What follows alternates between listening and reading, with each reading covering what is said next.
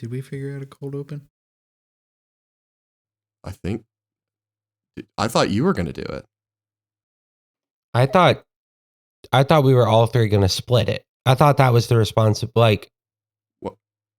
Like split what? Put the cold open. Like it would be all three of us pretty much equally, you know? Like doing what? Like maybe this. I don't know.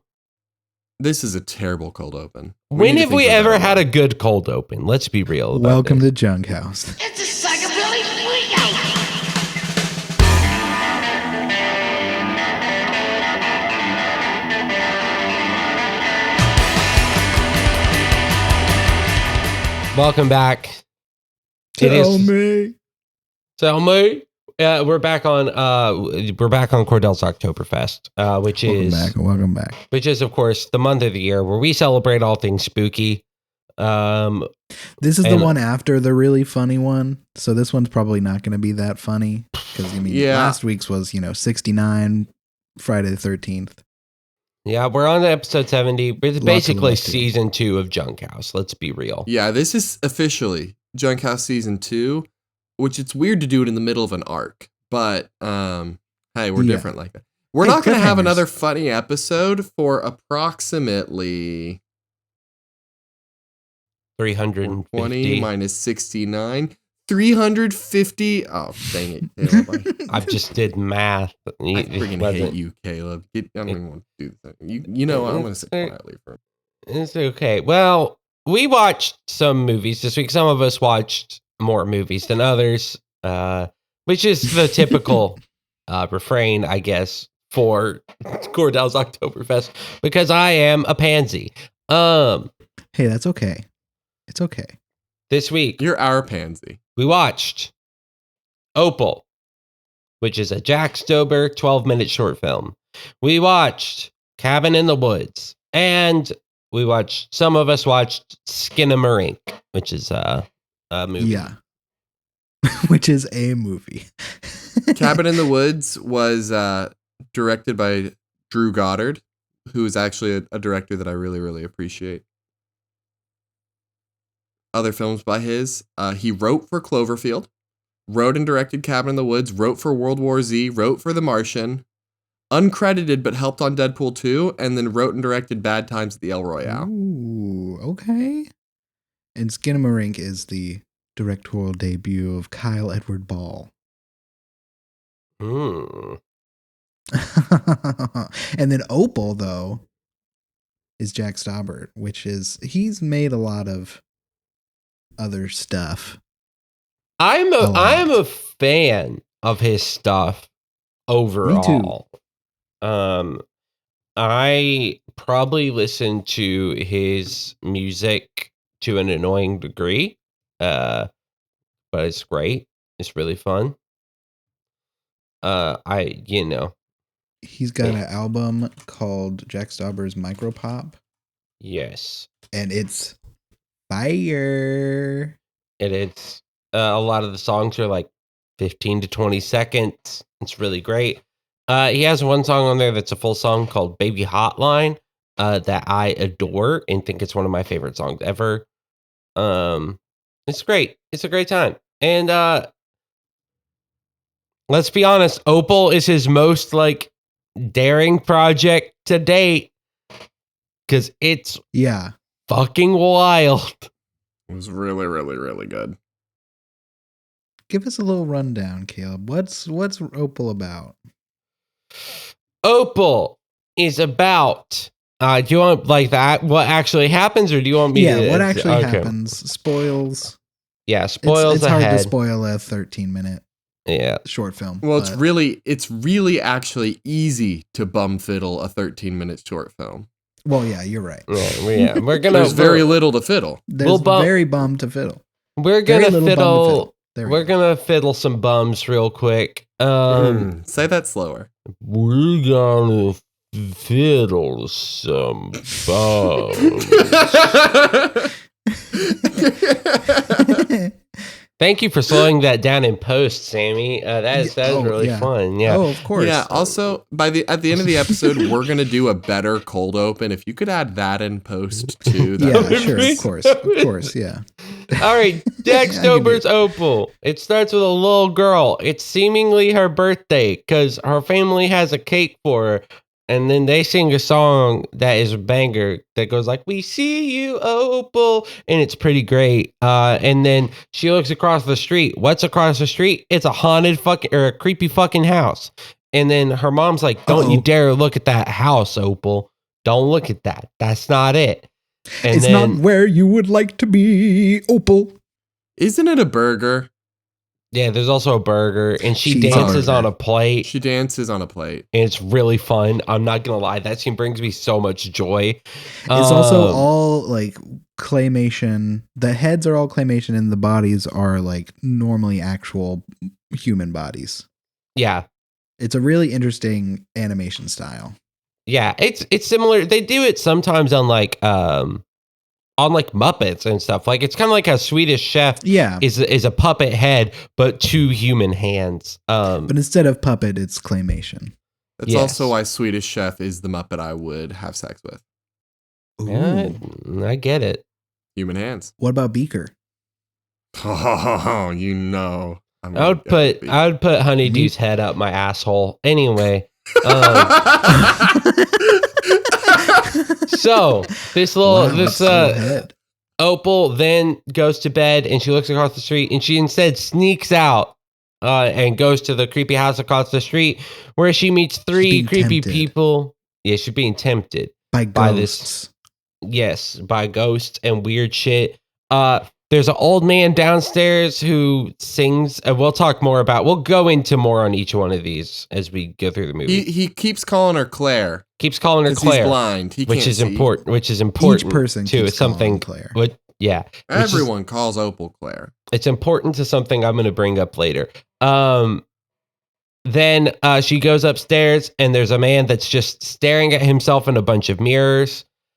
That freaks her the fuck out and she runs away into a room with a really old woman that is surrounded by pills and alcohol bottles, and it's really depressing. And then she runs away again and she goes back home to her family.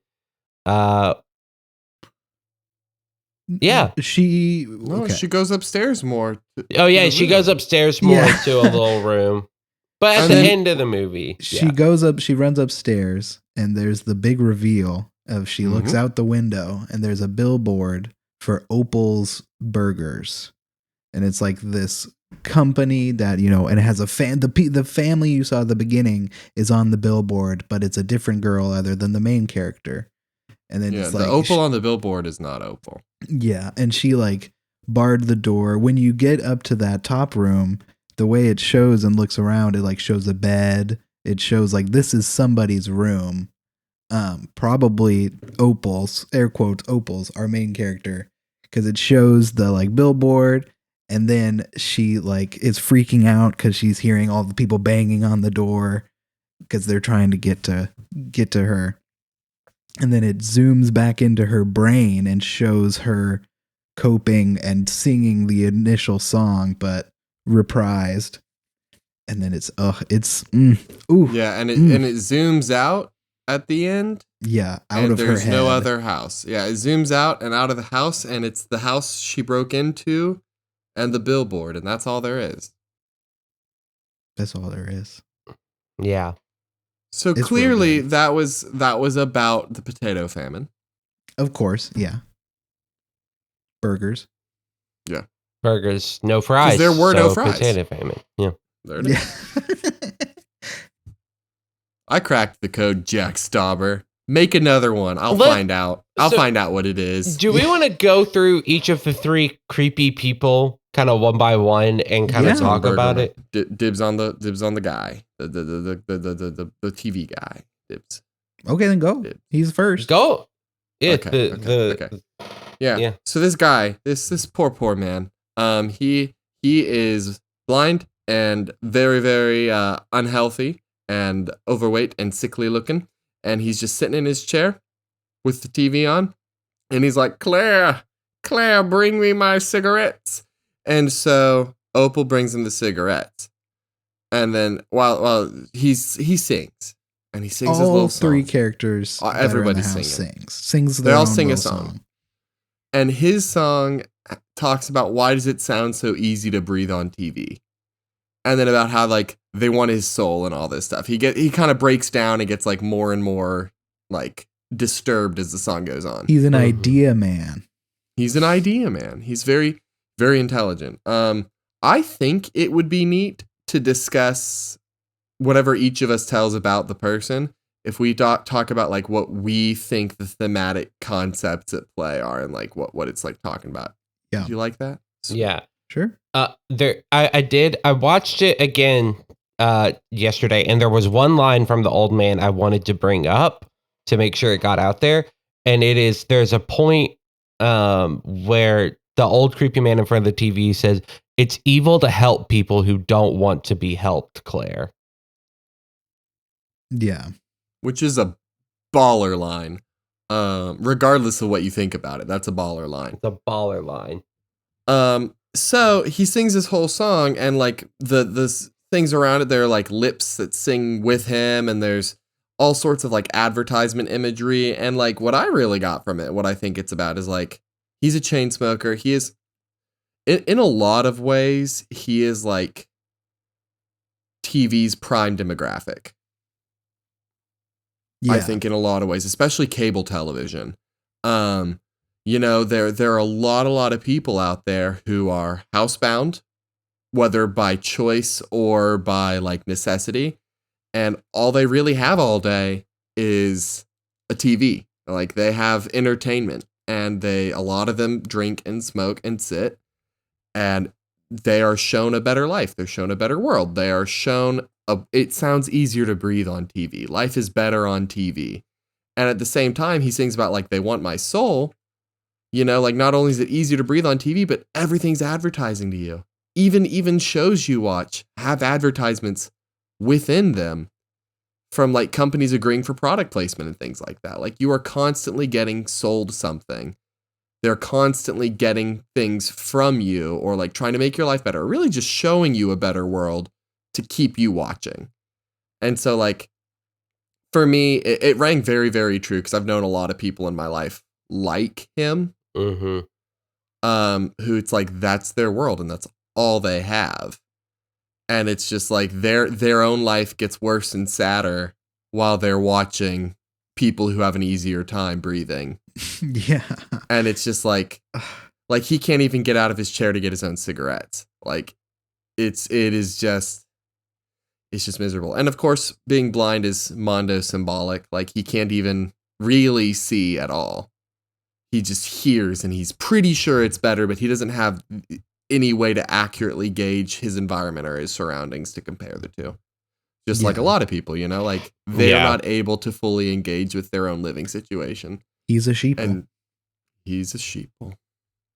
But he thinks he's smart and sees really far and has big ideas, which is that's the saddest part to me personally. I'm going to get a little bit bummer here, but this is kind of a bummer. Yeah. Bummer. Opal's a bummer. Opal's a bummer. Like, you ever heard of the Dunning-Kruger effect? It's like the opposite of imposter. Okay, so imposter syndrome is I know enough to know how much I don't know. Yeah. Right?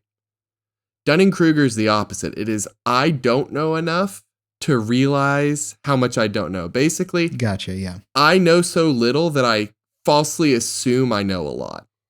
Man, how bad of a man was Dunning-Kruger that they were like, we're going to name this whole thing of being a dumbass after you. Yeah. I'm pretty sure it was 2 researchers, but that's a solid joke. Yeah. What an idiot. Yeah, and how cool was dumbass. Imposter that he got a whole syndrome named after being awesome. Jesus Christ. Well, but awesome but humble. Awesome but humble. That's my boy Imposter. But no, like so many people, especially that live life like that, like kind of go through like, I'm an idea person. I see very far. I've got all this big stuff. And that's why they're so easy to dupe. Yeah. Which bums me out and makes me nervous. How easy am I to dupe? I was not very. Dang it. I will say, If you want a great example of the Dunning-Kruger effect on full display, we've shouted out this documentary before, but just go watch Beyond the Curve. Yes. Because it is I love that full on, documentary. just so many people just showing their whole asses. Yep. On this. But like they talk about in Behind the Curve, these are people with inquisitive minds, but who lack the base level of understanding to do productive things with it. Yeah. Mhm. Yeah. You know, like they're observant and they ask questions, but the problem is when they falsely assume that they can come up with the answer with no research or expertise. Mm-hmm. Yeah, exactly. Yeah. Anyway, I loved that. That was my favorite part of Opal was his song. Like it is the one that I've thought about the most since then. It sits with me, especially I'm a big media person. Like I'm always consuming media. And so it's like really nice to have those things that like challenge me to reflect the messages I'm getting from what I'm consuming and sending with what I'm creating. I mean, speaking of reflect, Zing! Ooh, transition. this is my favorite section of Opal. So we go on. You have Opal has dealt with the old man in front of the TV, and she goes up to someone who is just a full-blown narcissist, to the point where he has surrounded himself with mirrors, and he as soon as he sees Opal/Claire, because he calls her Claire, he instantly starts making fun of the only thing he can see, which is her shoes and her ankles. Yeah. And then he launches into an absolute banger of a song about how he was rejected from something, and now he spends the rest of his time staring at himself and trying to improve himself and make himself better than everyone. God is in my skin. Yeah, and it gets to the point where he gives him a god complex, and which is exactly the whole God is in my skin bit. I loved this. The song is a very like energetic, upbeat, like kind of wild time where Jack Stober is obviously the one singing. For the old man, he pitch shifts his own voice down. And for Mirror Man, he ramps it up throughout the song and shifts it upward. And it's really, really fun to listen to. It's really good. It is really good. I wanted to highlight some of the lyrics because I think it gets to the core of it. Yeah. Hold on. Wilder, why are you being an asshole? Okay, really quick.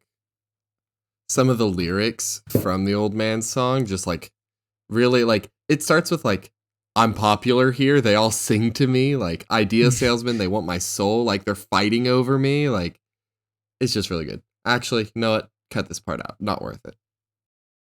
I mean, I think we could, you know what? No, let's actually go back and hit some of those lyrics, honestly. Because if the lyrics are important for all of them, you know? It's not. Yes. That's true. That's true. But and yeah. his is a quick one. Mm-hmm. But it's just like I thought it was really big that like he's like the idea salesman, they want me. I'm popular here. Like it is all about me. They want my soul. And it's just, why don't you tell me why it sounds so easy? So he's like, they all want me and I'm popular. That's all the advertisements. But also like life is so much better on TV. Yeah. The song is called Mirror Man, which obviously already reflects how much he's a narcissist. The chorus, which gets repeated twice, but the second one is slightly different. They turned me down. Now I live my nightmare. Gotta be seen by someone out there. Now I sit here in reflection chamber, fixing myself so that all can savor. Already, like there's so much that's dense in 4 lines. Yeah. For real. But then the verse, follow me, I'm on the brink of visual epiphany. Life is a costume away. Life's a wardrobe change. So I can shift and create a rift with beauty and with grin. Blushes sensation creates the foundation that God is in my skin. What the fuck, Jack? That's so good. The last line of that song is crafting the world its next new savior. Yeah. Yeah. Now I sit here in reflection chamber, crafting the world its next new savior. I mean, let's be honest. I think every one of us has had to deal with a narcissist in our life. I'm related to one. I'm also related to one. I am one. I think, but I also am of the idea that everybody has narcissistic tendencies and to some degree. And so I think the same way that, like, if we're looking at the first man, everybody to some degree I think everybody kind of envies the people that are stupid enough to believe the bullshit, because there is some degree where ignorance is bliss. Yeah. And so For I real. think to a degree, everybody can relate to these two characters. Of even if you're not relating fully to the narcissist point, everybody has a feeling at some point in their life of, if I change this, everyone will like me. Yeah. Yep. Yeah. And these two characters are brilliantly done and horrifically made through the claymation. Talking about horrifically made, we got to talk about the third character. Oh my God. Claire's mother. So that song is called Virtuous Cycle, which is obviously a play off of Vicious Cycle. I was reading a little bit on Genius earlier, and it's talking about how this character of Claire's mother is like a drug addict and alcoholic who abuses her daughter the way she abuses her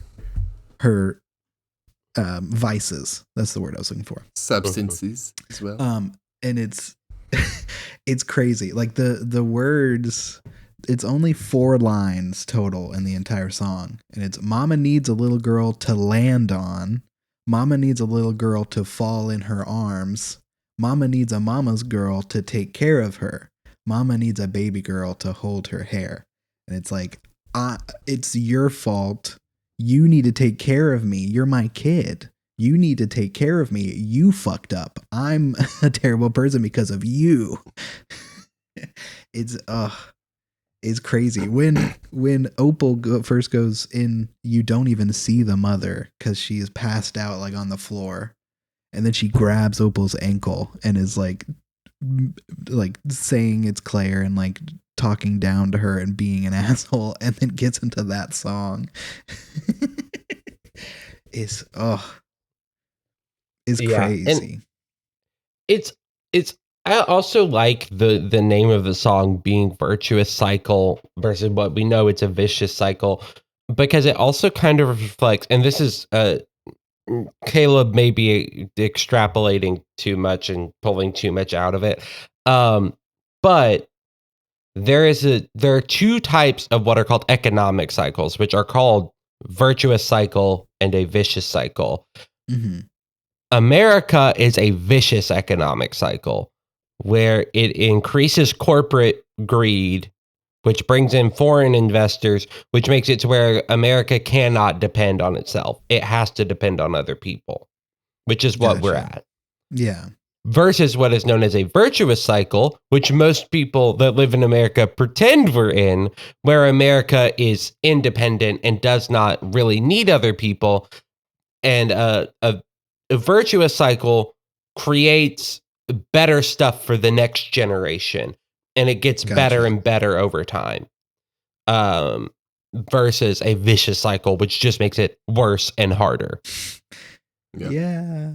I think too, one of my favorite things that Jack does in with all these characters. And also one of the like real things I've noticed, because like I've mentioned, I work at a treatment center. Like I deal with a lot of people who have been like spending their lives in addictions and abuse and trauma and all sorts of different things. And it's like one of the biggest traits that I've noticed is that people who are unhealthy, and I think people who are unhealthy to a lesser degree, but like people who are unhealthy often falsely believe that their worst trait is the one they have the most of. Like, so it's like, I've known a lot of people who are like, yeah, I'm really mature for my age, and they're the least mature person in the room. Gotcha. Yeah. You know, or people who are like, I'm really empathic, but what they really mean is I feel a lot and assume what people think and feel without actually listening to them, you know? Mm-hmm. And so it's like, in this thing, all these characters kind of have that going on. Like the woman up in the room is like, I'm a good mom, you know, like I'm taking care of you. I need you. I'm so caregiving, but she's emotionally abusive and over dependent on Opal. So this brings up another thing that I've noticed is that there is another thing I've noticed being around people that struggle with addiction is at the longer they struggle with it, some of them tend to, instead of saying I have a problem, say the world has the problem. Yep. I'm just doing what I can to deal with it. Yep. And all three of these characters exemplify that, where you have, it's so easy to breathe on TV. He's looking outwards. People rejected me, so I'm stuck here reflecting in this chamber. And then finally the mother specifically blaming Opal/Claire. Like, you were supposed to be there. That's why I'm like this. Yeah. It is.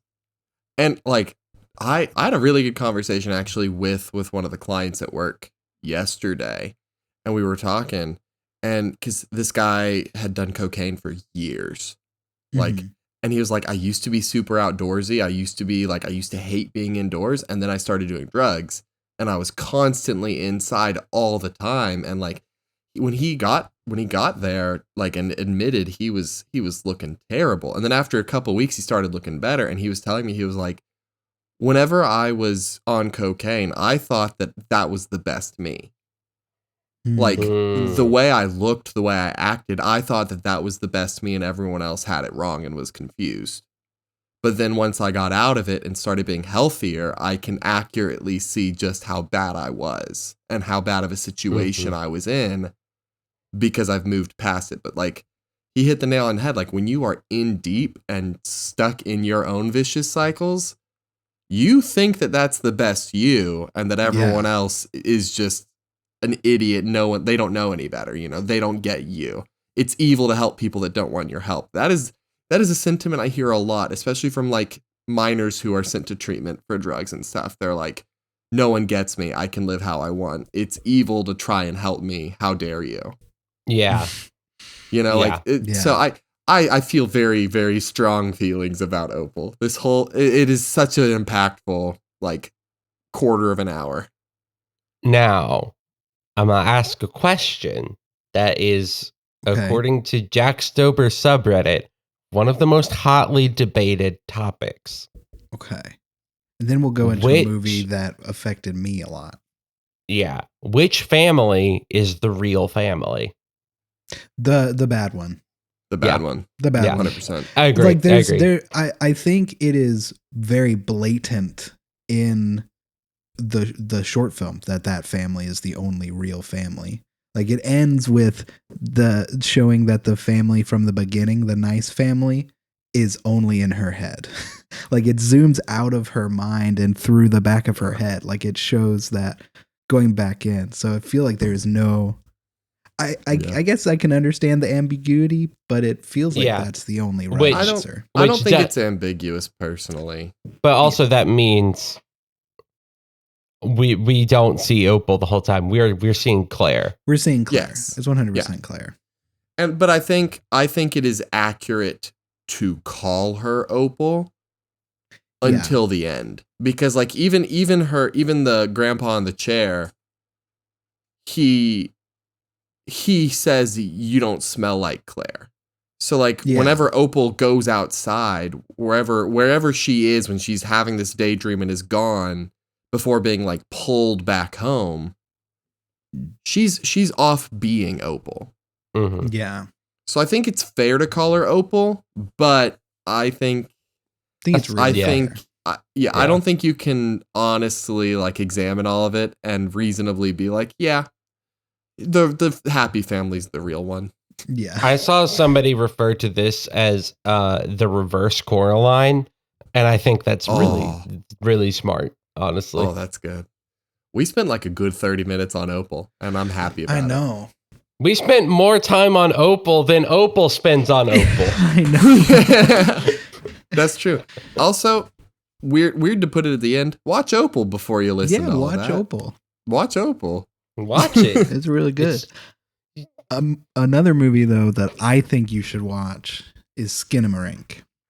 So Skinamarink is from the director's own words, a lo-fi experimental horror film. The whole point of Skinamarink is I was trying to think of the film word for like the plot, the log line. That's what the log line for Skinamarink is two young kids find themselves, two kids are in their house and cannot find their parents, and all of the doors and windows start disappearing. So it's a wacky, scary thing. The director specifically said he wanted to make this movie invoke a feeling. And as someone growing up terrified of the dark, it did that for me. It made me uncomfortable. It's a train wreck type movie where you can't look away, at least for me. Like a lot of it is spent in the dark. There are scenes where it's just the static and the ambiguous sounds. It doesn't have a soundtrack. Like there's all these. It's great. Once the movie gets deeper and all the lights start going out and these kids are feeling really alone, they also find out they're not alone in the house. And this monster is telling them to do things like to go upstairs and to like go in the bedroom, and eventually tells the kid tells the younger boy to stab his eye out. I really liked it.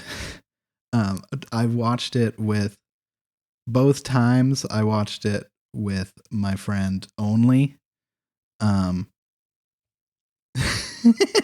This feels weird because I feel like a lot of this segment is just going to be a monologue because there's no questions or anything. Okay, let me push in here real quick. Add some variety. Yes, please.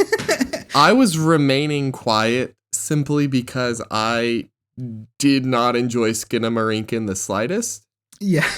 So I was avoiding throwing negativity to things Samantha really enjoyed. Yeah. But I can now see that maybe having a little bit of a contrasting point of view could help out here. Yes. So, it would have been like 10 minutes of just me talking because Caleb is not able to watch this movie because he probably wouldn't been able to sleep for like a week. Yeah.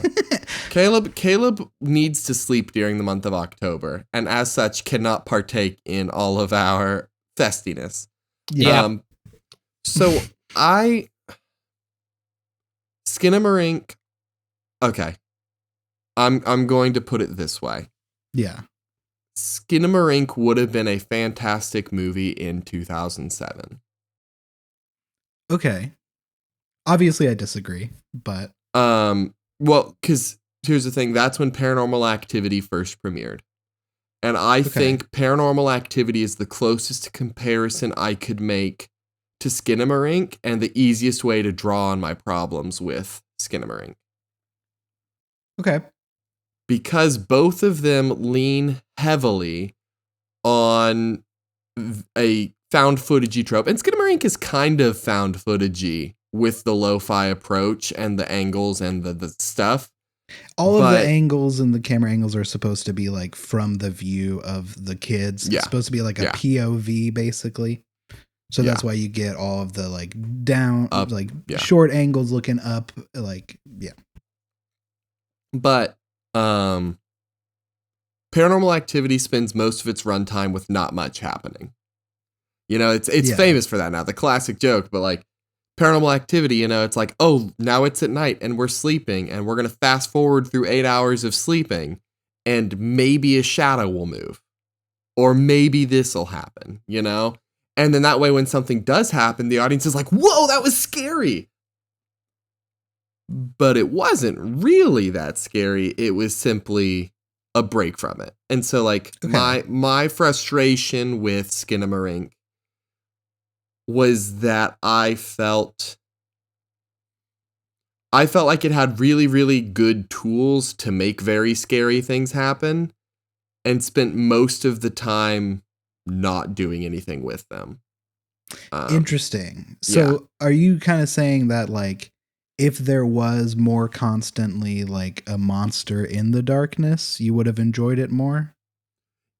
If the last 20 minutes of the movie were the whole movie, like if the whole movie were more like the last 20 minutes, I would have actually had a good time. Interesting. Okay.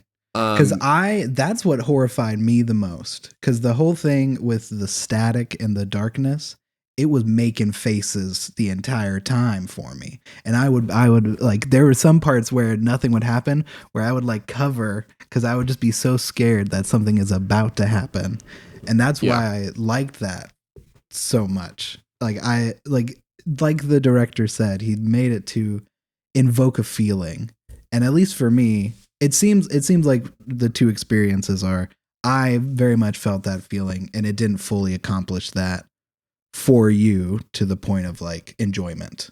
Yeah, I have a couple like technical criticisms and things and like frustrations. But like, so what happened though was I was watching and after 20 minutes of nothing really happening, because at first I was like, oh, it looks like the shadows are moving. Yeah. But what I realized around the 20-30 minute mark was that there was nothing in the shadows. So I quit being anxious or nervous about it. Does that like that never went away. That never went away for me both And times watching it. Because everyone I've talked to about this movie, up until I watched it and even after, has either really enjoyed it or really disliked it. It's and I very think it's polarizing. I think it is based on whether or not the gimmick keeps holding up for you as it progresses. Because for me, I realized, because at first I was like, okay, if you have things subtly moving around in this, it's going to be terrifying. But there was nothing moving. And that's why I quit being like anxious or scared. Because especially like near the end, this is a little bit of a spoiler, a little bit of a bum fiddle. At the end, there are times when there are actual things in the shadows, and it was legitimately scary. Yeah. And if the whole movie had had snippets of that, even just like a thing in the corner of the screen maneuvering, or like just small little bits here and there, I would have gotten a lot more out of it. I think that's fair. But also the sound mixing kind of pissed me off. I'm not going to lie. Interesting. Okay. It was so quiet for so much to the point where the movie had to, and also like the words themselves were not understandable most of the time, partially because a 2-year-old. Yeah. But and also there's another thing I'm going to say in a bit. Yeah. But also like it would be super, super quiet and then suddenly a scream. And I don't like that tactic much. Having it occasionally is fine, but when I also caught on that all of the scares in this movie are because I have my volume at 20 points higher than normal. So it's like so it is a movie that could have, with a few different changes and approaches, I would have really, really liked it. And I think, like I said, like with Paranormal Activity, had I seen it in 2007 or 2009, I would have adored it.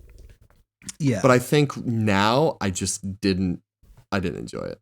But I want to hear more of your stuff on it. Yeah. I think if you added things in the darkness, it would ruin the movie, to be honest.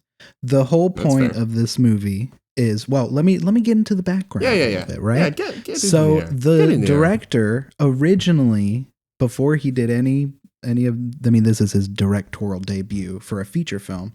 He had a YouTube channel.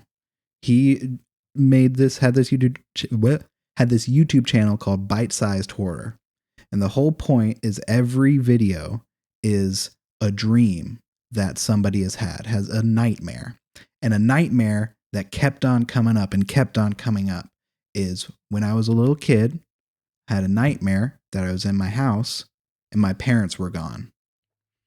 They were either dead, they were missing, something happened, they weren't there. And, you know, he took all of those and was like, maybe we can make something out of this. And he made a short film, an even shorter movie called Heck. And it's a 30-minute short film. I haven't watched it, but maybe I was going to bring that up specifically because maybe you didn't like the hour of it, but maybe a 30-minute version might be more very appealing. Possibly it might. Yeah, like, I haven't watched it, so I don't know. It's much more of a proof of concept than anything. But it seems like the two sides are, maybe there are the people that grew up having those nightmares, and then there are the people that didn't. Because like I remember a lot of those nightmares and being terrified, and that's what the movie did for me, and why I like it so much is it brought me back to childhood terror. It brought me back to something relatable, and darkness was always a thing growing up. So even though there weren't any things, like I said earlier, I kept on seeing things in the shadows, and that made it scarier for me because I knew nothing was there. It's like, what the fuck? Why am I seeing a demon? And like, there are, like, by the director's own admission, some of the jump scares are cheap and shitty, but like it's also very artsy, and like I kept on in the back of my mind wanting to bring this up, and I haven't brought it up yet. Watching it with Only, he brought up a very good point of this also feels like the perfect Corona COVID horror movie. Because it's the fear of isolation. It's the fear of being alone, of not being able to leave your house, not having control, especially as a kid. Like, just think about this movie in the sense of like a kid and the daughter and the younger brother. Their parents had to go get food during COVID, and it took, instead of 5 minutes, it took 10 minutes. But to a kid, that's like eternity, and it's in the middle of the night and terrifying. Yeah, that's why I really like it. If anything I've said sounds appealing, you should watch it. I think what this largely comes down to is personal taste. It is a film that is meant primarily to be evocative, and it is evocative.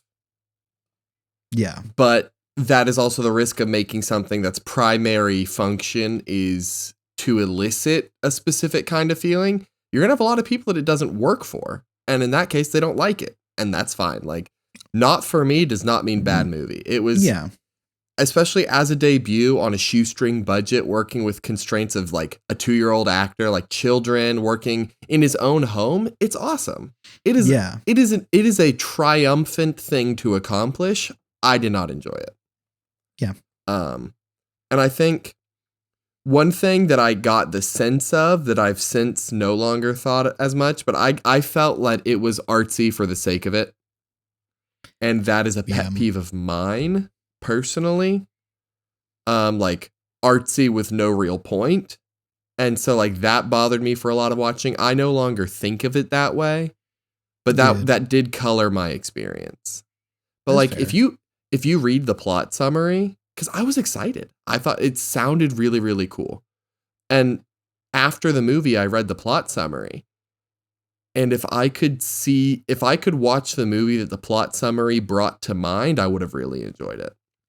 I think it might have been better if you didn't read the plot summary, because I kind of like using this movie as a make your own adventure, choose your own adventure, because it's kind of loose enough and vivid enough, and it's based off of a dream, and like that. You're talking about the voices. That's why I really like how you can't really hear the voices, because it adds to the dreamy, shitty weirdness of it. Of the whole thing. It does add to the dreamy weirdness of it. And if you don't like that, that's fine. But I did. Exactly. Like, I just didn't. And so, like, for me, if I could have watched the movie that the summary made it seem like, it was good. But even the parts where things were happening, so much of it was inaudible or like, there was so much plot. I didn't realize the movie had as much plot as it had until I read the summary. And that really frustrated me. I hate losing story because of artistic choices, if that makes sense. Like, but again, that's all me. If I may pitch in, I've got two things. One to kind of support Cordell's claim, one to support Sammy's. Which is kind of how this works. I've been reading reviews of this movie while you two have been talking. I've been listening to you two as well, but I've been reading some reviews. And one thing that keeps coming up is that no one actually agrees what this movie is about. Yeah. Everyone has a different interpretation. And when the director was asked, is it about this? Is it about this? It seems his general answer is, it's about that. And I don't know, is it about that? I think personally, if you make a movie and you as the person who made the movie can't say what it's actually about and instead go, I don't know, it's up to the audience. That seems lazy. That just seems kind of lazy and artsy for no reason. But there's a reason experimental is in the title. I'm just gonna say that. Yeah. No, I get that. But also at the same time, I'm also getting defensive because I really like this movie. It seems like a rare thing. Let the record officially show. None of this is an attack on Samantha or her taste. Yeah. Also, but I just also get defensive about stuff I like. It's just that's. Yeah. I get defensive when people get defensive. So let's do this. Let's go. Also, to support Samantha, after reading the plot line on Wikipedia and watching the trailer, I give this movie a 8 out of 10 spooks on the Caleb Burley scale. Would not watch because I would lose sleep for probably a few days. I already had a pretty bad time with sleep this past week watching the show, so this would have added to it in some not fun ways. Yeah. Caleb said something. Okay. So this is a tangent where I'm going to use this as a way to like talk about something and say a pet peeve of mine that doesn't directly have to be about the movie. And then we get to talk about Cabin in the Woods. Yeah. I think this is going to be a longer episode, and that's deal with it.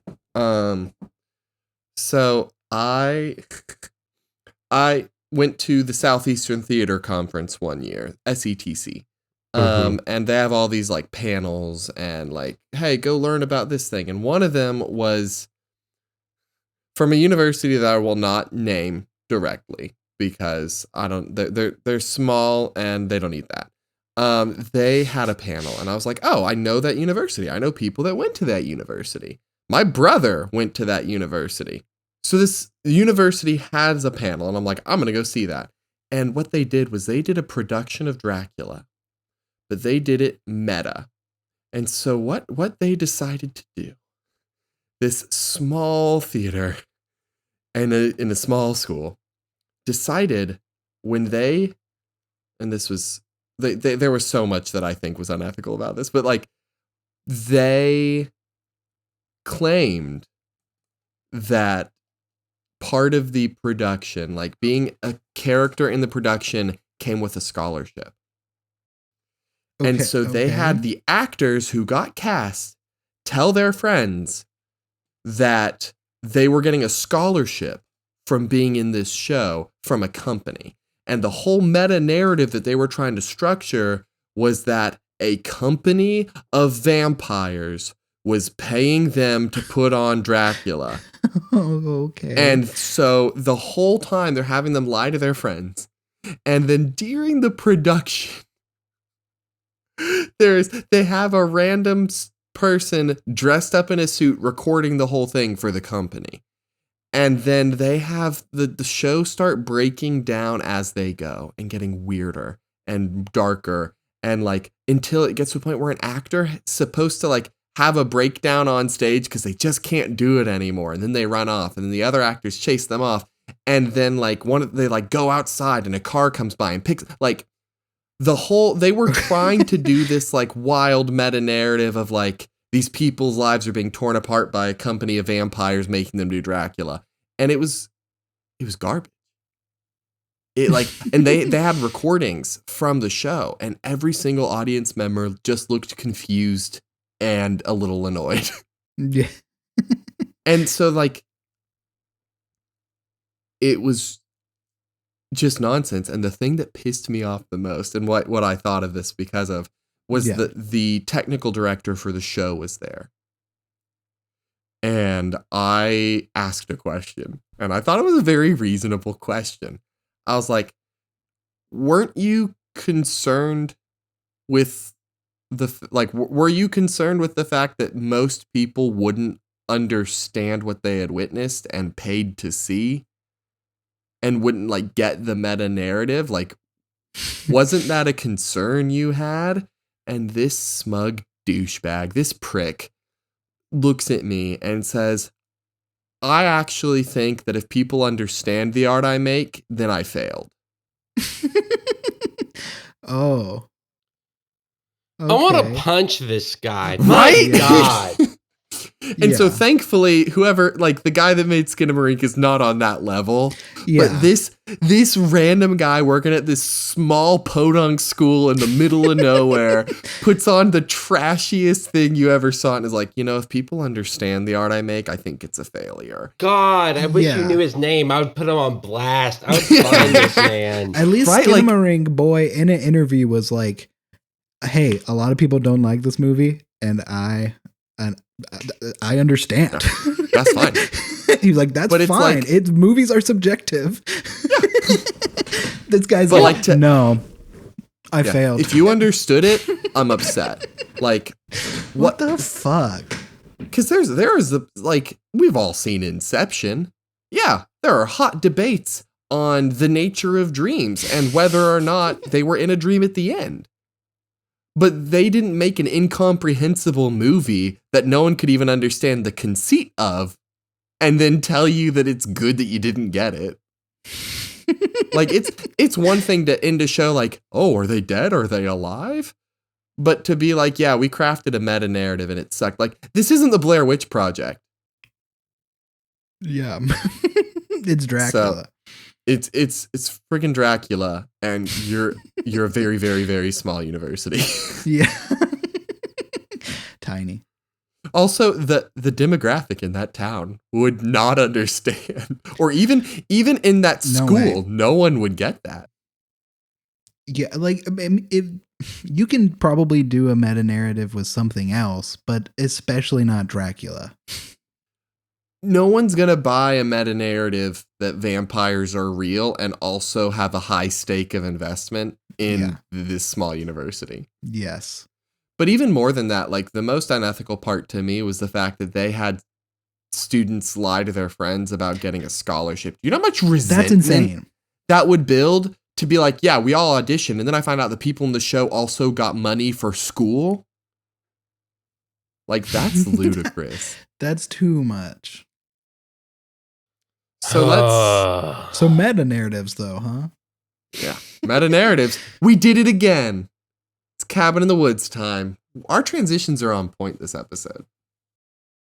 I really like Cabin in the Woods.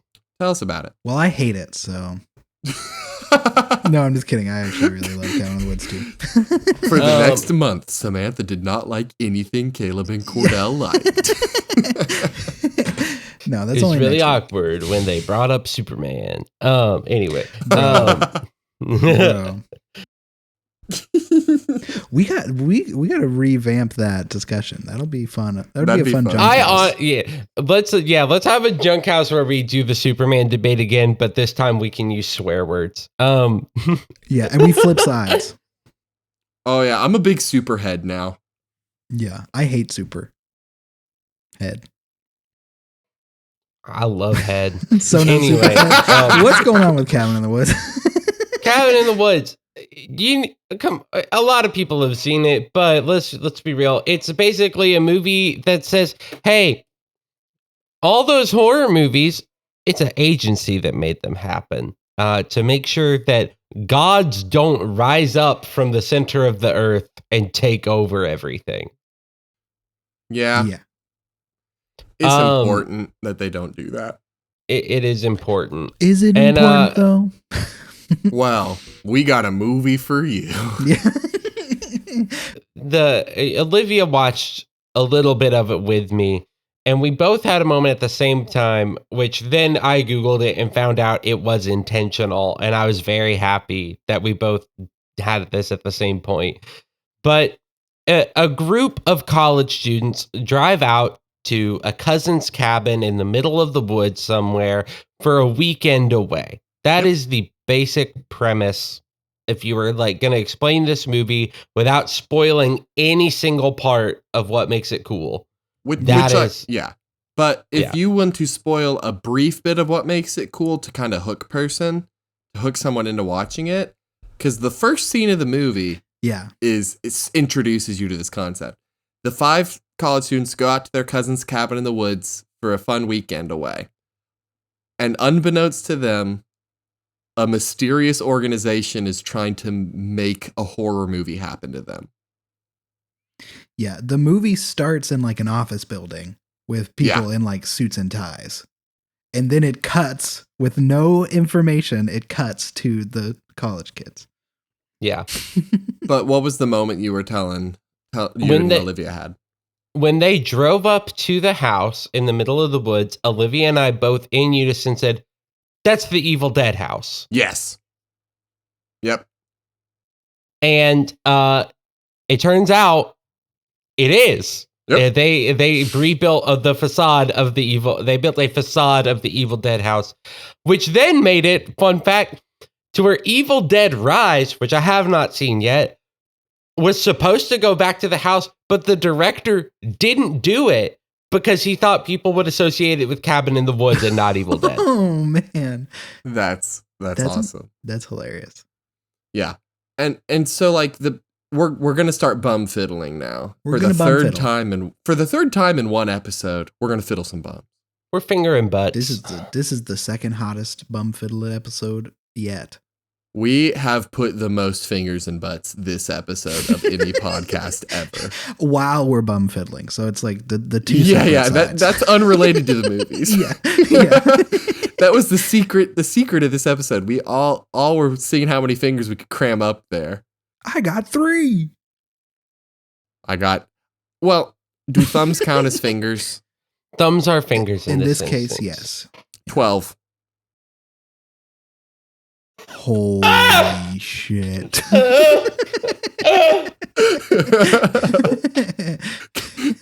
Anyway, so this movie is a meta narrative. Like the whole point of the movie is that the organization making horrible things happen to these teenagers is a reference to film studios and writers making horror movies. And the like ancient gods that will rise up if they fail, that's the audience. That's us. That's us. And so we're in the movie. We're in the movie and we're bad. So it's like the whole movie is playing with and twisting and riffing on horror tropes that the audience expects. There's a specific order that the teens have to die in. And there's a little bit of looseness, but there's a specific order. They have to transgress in some way so that they can die. They're like they're all the horror tropes that the audience expects, the movie makes into a sacred ritual that they have to do correctly or the world ends, aka they don't get money from their movie. Yeah. And there's even they even leave plot holes in there. Yeah. At the very end, I forget which of the last two that are alive, but one of them goes, I don't think boy even has a cousin. Yeah. I don't think he even has a cousin. and so it's so good. It's fantastic. There's really a lot of people have already seen it, but if you haven't seen Cabin in the Woods, it is my favorite horror movie. There were a few moments in this movie. There's a few moments. Yeah. There's a few moments in this movie that I want to shout out specifically. One is the telescoping bong that turns into a coffee cup. They made that. They made that for real for the movie. Oh, they built a practical prop that could do that. I want that. Okay, for the audience. My favorite character, maybe one of my favorite characters in any movie ever, Marty, is the stoner of the group. Yeah. And he rolls up smoking a huge bong, smoke flying out the window, stoned. And they're like, Marty, what are you doing? And he's like, it's a fact that a cop will not pull over a guy smoking a big bong. They fear his wisdoms. They know he sees farther than they do. And then he reduces the bong in size to a travel coffee mug and reattaches the handle and goes on his way. He's the coolest, best character and the secret main character of the movie. Yeah. Oh, we have to quickly say as well, the jock character is played by Chris Hemsworth. Yeah. I think he had only done the first Thor at this point when this movie came out. Because the first This Thor was came 2011. The first Thor came out 2011, says Google. This came out before Thor. Yeah, this was before he was Thor. But essentially, loose arc of the plot. The teens start dying.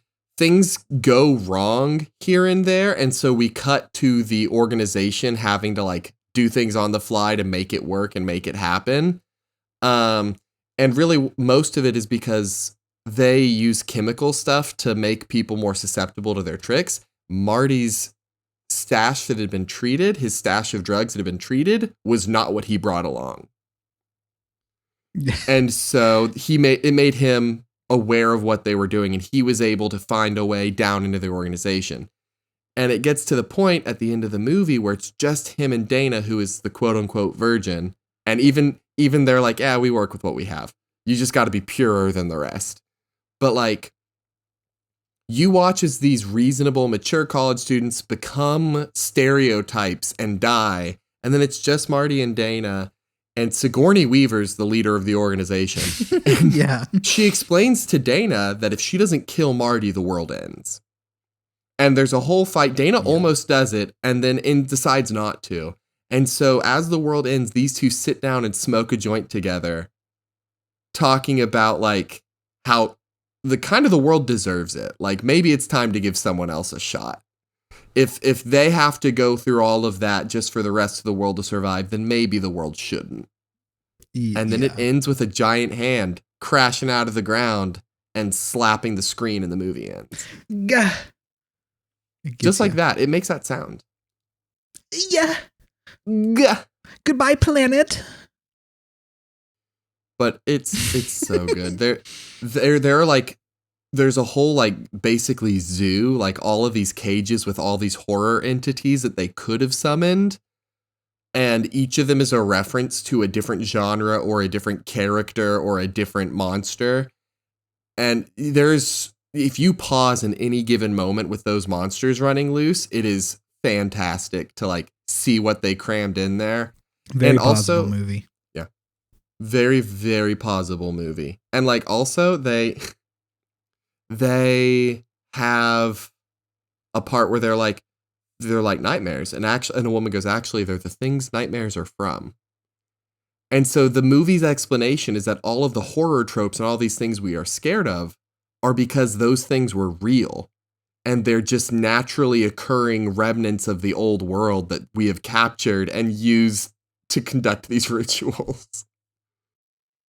Yeah. I also like towards the beginning of the movie, the people that work in the agency are placing bets on what horror they will bring, these idiots, teenagers will bring to kill them. Yeah. And it's so funny. And one of my favorite things is from the very beginning of the movie, one of the main two people we see in the agency keeps talking about how he wishes that they would pick mermen. He wishes that the merman would be what kills them. And beautifully, at the end of the movie, he gets his face eaten by a merman. And it's he goes, so good. Come on. Yeah, he goes, come on. And then the merman's eating him, and out of the blowhole spurts blood. It's beautiful. It's a good practical effect. Also, did y'all recognize the man that got his face eaten by a merman? He's the dad in Get Out. He is the dad that says that I would have voted His name's for Obama Bradley a third time. Yeah, like that's where Bradley Whitford or something like that. Amazing Bradley actor. Whitford, that's it. Yeah, a great actor. Amazing. Great actor. Yeah. And he's so funny in Cabin. The movie does such a good job too of like juxtaposing the terrors. Like there's a point where it's just Dana, or you think it's just Dana because no one knows Marty survived, where she's getting attacked and thrown around by the last of the redneck zombie cannibals.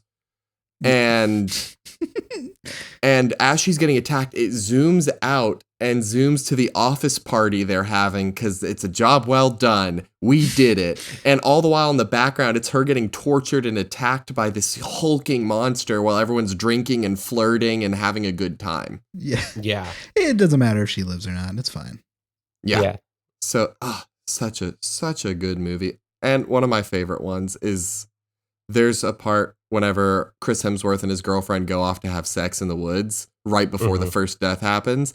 And it cuts, and the office room, the viewing room, is full of male employees just staring at the screen. Because they're like, come on, take your top off. And they're like, get out of here. We have a job to do. One of my favorite little jokes during the bedding scene, or once the redneck, the cannibal zombie redneck family. Yeah, the redneck torture zombie redneck torture family. That's it. Yeah, it says that on the board, and somebody's like, "Wait, but I bet for zombies." And he goes, "Oh, yeah, you chose zombies. This is zombie redneck murder family."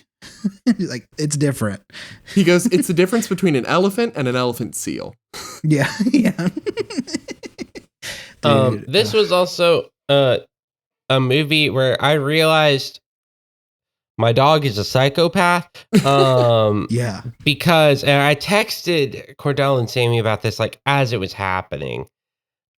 My dog this past week, whenever I've put on a horror movie, and I didn't realize it until last night, has just laid down beside me and watched the screen the whole time that it's going, and has been so calm and sweet and not doing anything.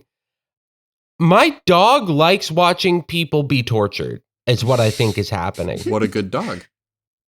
What we have to test is you don't even have to watch it, but you just like put on Saw, the most torturous Saw, and leave and maybe a camera so you can see if. Yeah, I'll do that and put a camera on him and just watch him just like fall in love with Jigsaw or something. Yeah. Just like, give me ideas. You should get him a little Jigsaw plushie if it works. Aww. Oh my gosh. Yeah.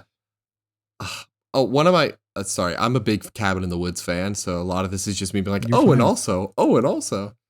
One of my favorite lines that they have is actually during the part, all the dudes have left and they're like, Chris Hemsworth and his girl are like getting it on.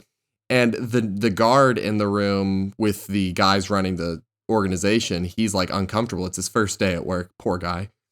And he's like, why do we have to watch this? Like, why does this have to happen? And I was like, does this really need to happen? And Bradley Whitford's character goes, we're not the only ones watching.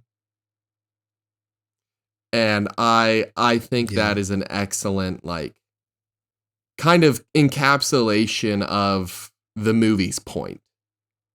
Of like, why do all of these things have to happen in horror movies? Whether it's sex scenes or torture or whatever, the answer is we're not the only ones watching. Like there is an audience that has developed a set of things they expect and that they require. And whether or not you like them, sometimes you got to like eat crow and put that in your movie anyway. Because people have an expectation. There's also a little bit of social commentary in this movie with the fact that every other country in the world does the same thing. Yes. And in other parts in every other country in the world this year, everyone lives. Everyone made it out. They got their horror, got their monster. Nobody died. So it all falls on the US. It all falls on the US. And even then they're like, when it comes to horror and when it comes to this, you can always count on the US. And like, it's so the layers within that is just beautiful. It's like a beautiful cake. Layers on layers on layers. Layers. Well, it's incredible because there are only two that haven't failed. And it's Japan and the US. And when Japan fails, it cuts to this classroom of little girls finishing an exorcism ritual. They're all in their school uniforms, of course. All these Japanese schoolgirls exorcise the ghost and put her into the body of a happy frog to be happy. And they're all cheering. And as the little girls are cheering, it pulls out. And it's one of the two guys just flipping off the camera, just like screaming at them. He's so angry. How hard is it to kill a classroom of 12-year-olds or whatever he says? So it's like, it's just such a good movie. It is across the board. Every time I rewatch it, I pick up on new stuff, especially when you rewatch it knowing that that Marty is the main character. Yeah. Also, for Not Wonderful fans, Reggie was loosely based on Marty. Ended up being a very different character, but like Marty is such a good dude and such a clever dude, and he's got the best jokes in the movie and the best lines. And the best action stuff. He's just the best. I love him. He's so good. It's a great movie. I watched it with Only again, and it was Only's first time watching it. Oh. So it was really funny to like be going along with him, and he would like say random theories. He was like, "Oh, wait, is this where they make all of the horror movies?" And it was like, yeah, yeah. That's what the point is, yeah. But it was great. My one complaint with the movie is just a like 3, 5, 10 second clip that should have been removed. And so within the like canyon they're in, where the cabin is, there's a force field around it to keep them contained. The only way in or out is through a tunnel in the mountain. And that none of the students know that. Whenever they pass through the tunnel, very early in the movie, a bird flies by, hits the force field and dies, and reveals that there's a force field. And then later on, Chris Hemsworth's character dies by trying to jump the gorge to escape and get help, and his motorcycle hits the force field and he falls into the ravine. Yeah. And I think they should have not had the bird spoil the force field's presence. I actually like the bird because when I saw Chris Hemsworth start to jump, I got that feeling. I still get the feeling in my chest of like, no, because I know what's going to happen. I get that, but I think it would have been better with a full shock factor of like, there's a force field? And then you're like, of course there's a force field. I understand both ways, but me personally, my one complaint is I wish they didn't show the force field earlier. Well, I'm sorry, but in this case, it's Chekhov's force field. You have to, set it up so that you can shoot the force field. Yeah. By the third act. Yeah, the force field has to shoot a bullet. Yeah. I do think, though, that like this movie could have gotten away with a complete surprise. If any movie could have done it, it was this one. Here's the one thing I will say, though. If it was a full surprise, it would lessen how funny it is after the initial shock of him hitting, him like doing the spider thing down the force field, at least to me, is kind of funny.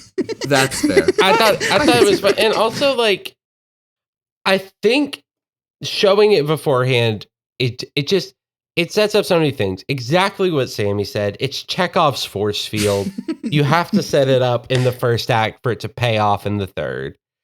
And it also, like, I think it shows you early on how this movie's gonna go. Yeah. Yeah. Like, it shows you there is no way they escape. There, like, that ain't gonna happen. And that I think is not only like good for the movie, I think it's necessary for the That's movie. fair. That's fair. It's a personal critique. Good for you, movie. Wait. Sorry, there's a knock at my door. Let me go get that. Wait, what? Ow, whoa, no, what? Don't, what? No! Hello, it's me, John Normal Man.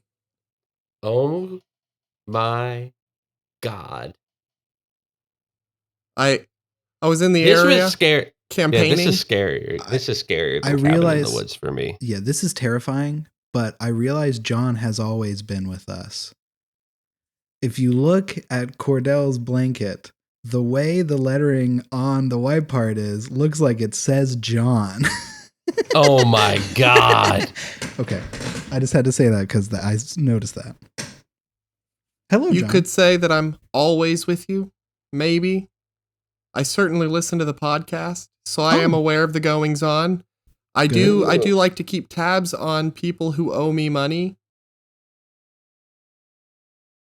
I'll get you the money. I'll get you the money. I promise. How much did we agree it was again? I think it was $5.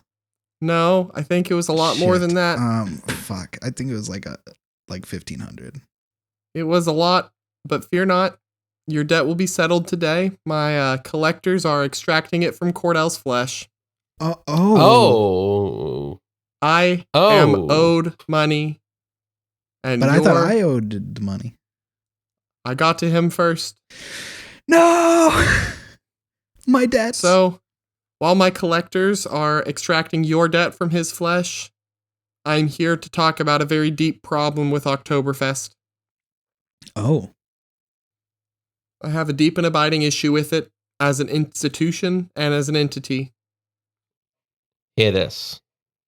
You've been watching movies and TV shows and doing spooky things all month, and none of them have passed a very important test. The Bechdel test. It is a test that is shockingly easy to pass, and disturbingly few works pass it. It is not the Bechdel test. Oh, what is it? It is the Dave Coulier test. I always forget about the Dave Coulier test. You're so right. I forget about it. Yeah, you're right. That's right. America's sweetheart and Detroit, Michigan native Dave Coulier, better known as Uncle Joey in Full House. Isn't it Alanis Morissette's ex? Yes, at one point they did date briefly, more than briefly. I was very upset when their relationship ended. However, that's fair. The Dave Coulier test is a very simple test that any work of fiction that is worth observing should pass. It must either include Dave Coulier or have a conversation where two characters discuss Dave Coulier or a character that Dave Coulier has portrayed. Oh, okay. None of your OktoberFest watches have included or passed the Dave Coulier test. What if one of the actors has a similar vibe to Dave Coulier? That does not pass the test. That's like if the Bechdel test could pass by two women saying nothing at all. That technically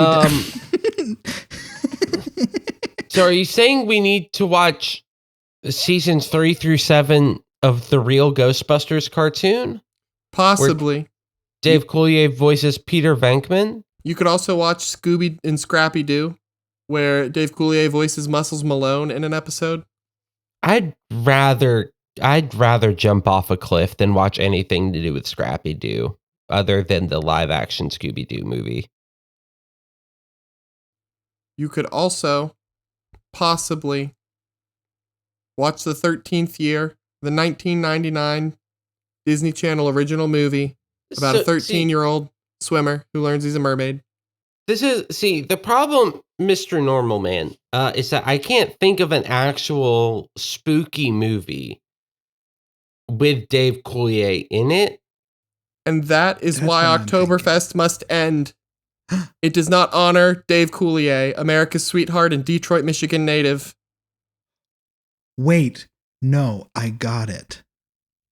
We can just watch the horror episodes, the Halloween episodes of not only Full House, but How I Met Your Mother. Because he was in an episode of How I Met Your Mother. So technically, Dave Coulier was in How I Met Your Mother as himself. Exactly. So a How I Met Your Mother episode would suffice.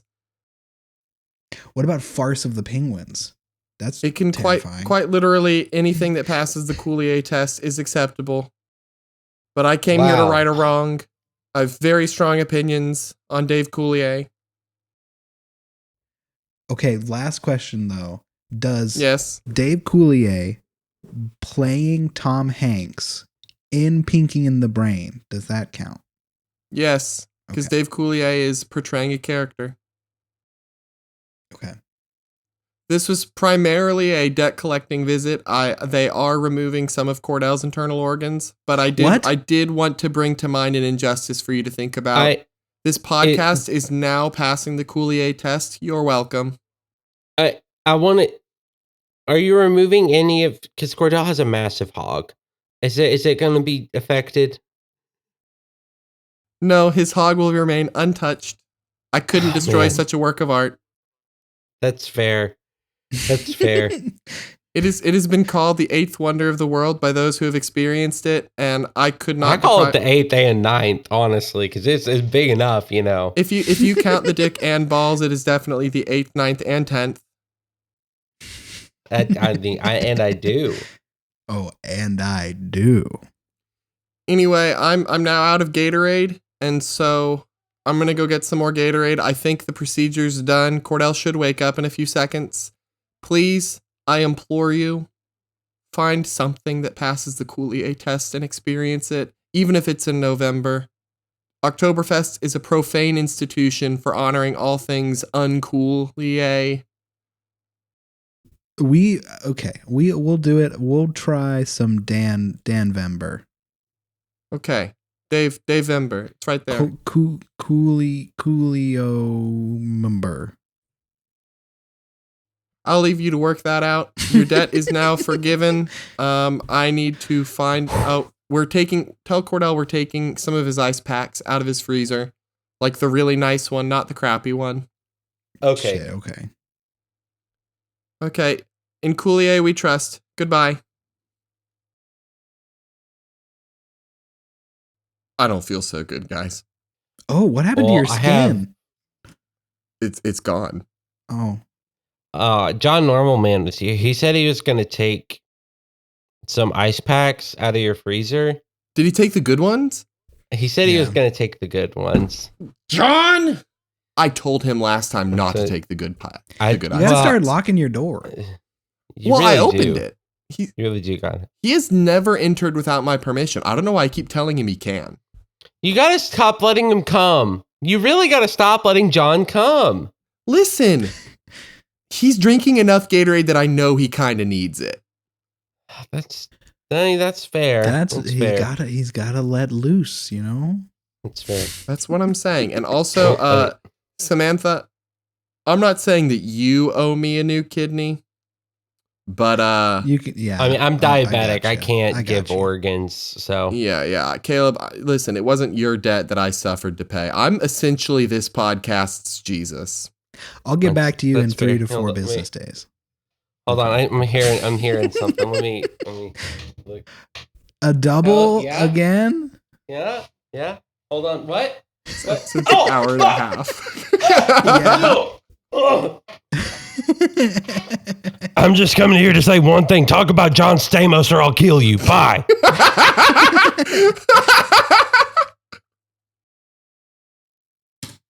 That was a quick one. What just happened? That was I think Carl showed that up? was Conspiracy Carl came by to tell us to talk about John Stamos or he'll kill us all. He's a heartthrob. I guess that's enough. That's all we got to say, right? Now, here's what I will say. I did. So John Normalman left a copy of his memoir.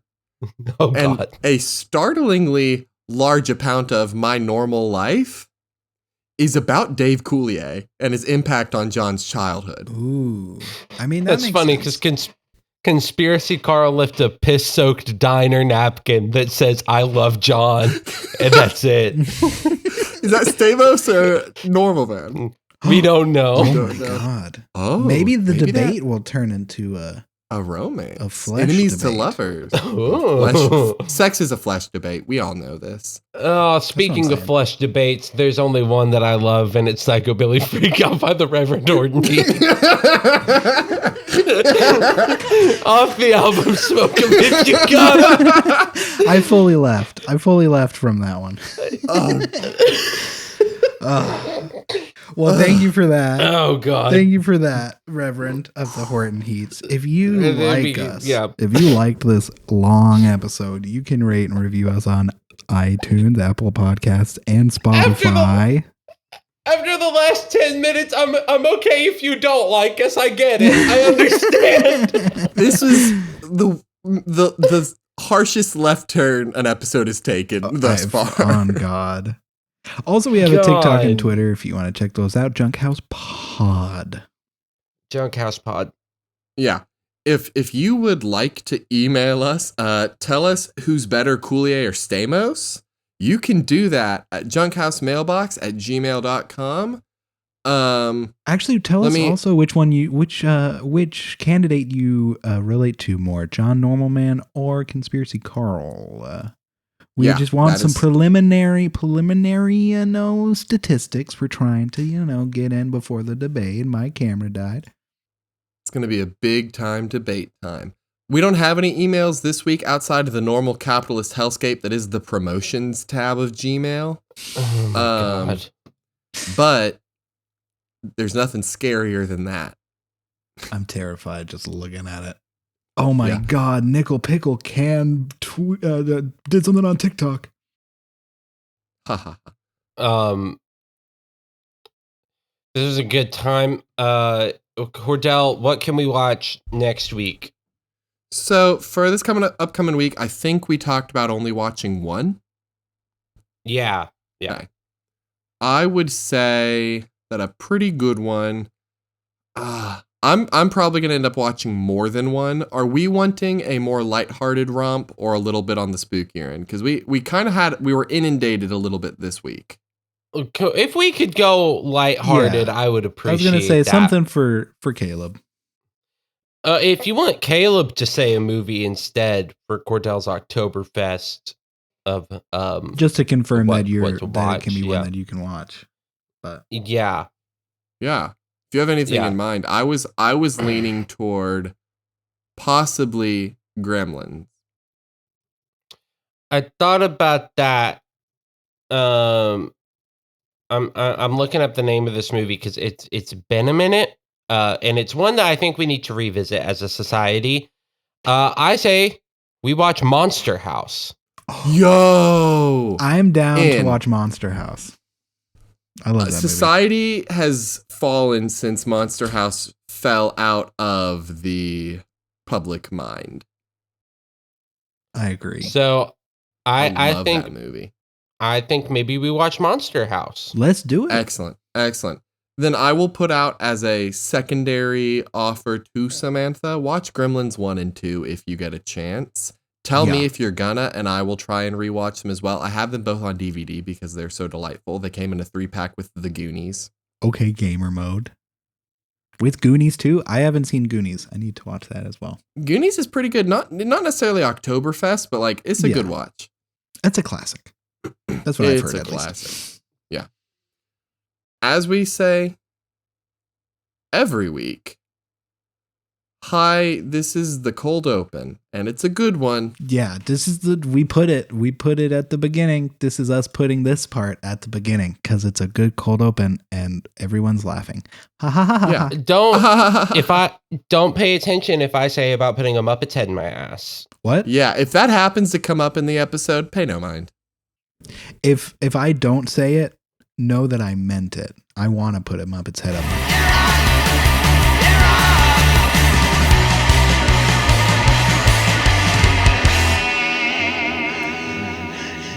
It's a psychobilly freakout!